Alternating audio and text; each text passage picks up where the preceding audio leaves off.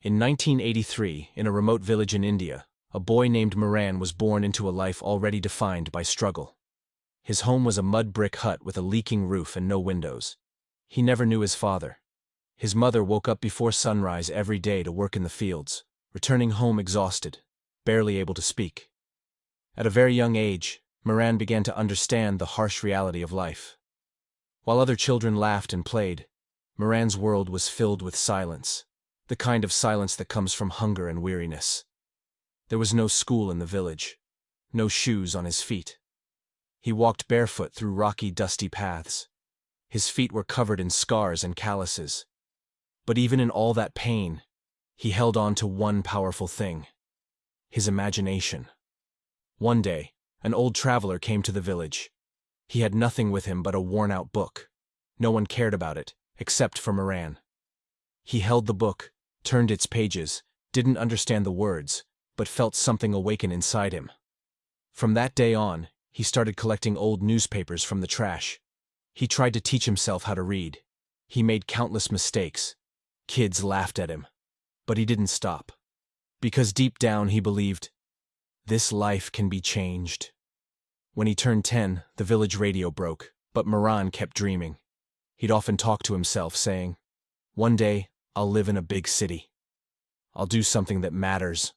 The other kids would mock him. You're just a barefoot kid with nothing. But Miran would just smile. He had nothing, except belief. At 14, tragedy struck. His mother fell seriously ill.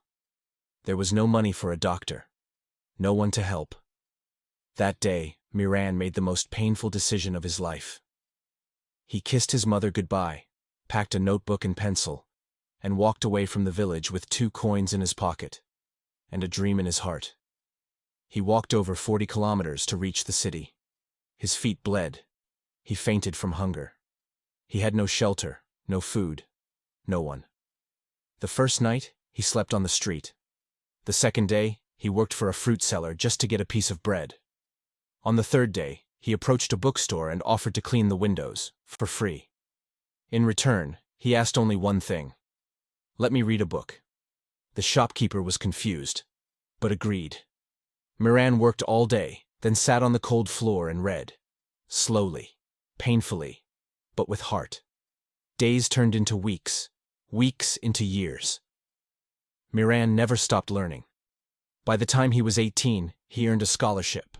Not because he had a degree, but because he had grit. He had knowledge carved from pain, persistence, and poverty. He went to college, failed his first business, then failed again. But on the third try, he succeeded. He founded a company that focused on educational tools for poor children. Today, that company operates in 11 countries. Miran didn't forget where he came from. Every year he returns to villages like his own, providing scholarships, food, and shoes to children who were once just like him. Miran became more than a man. He became a symbol. A reminder that the world may try to break you, but it can never defeat someone who refuses to give up. And if you asked him today what the secret is, he would simply say, you don't need everything to start.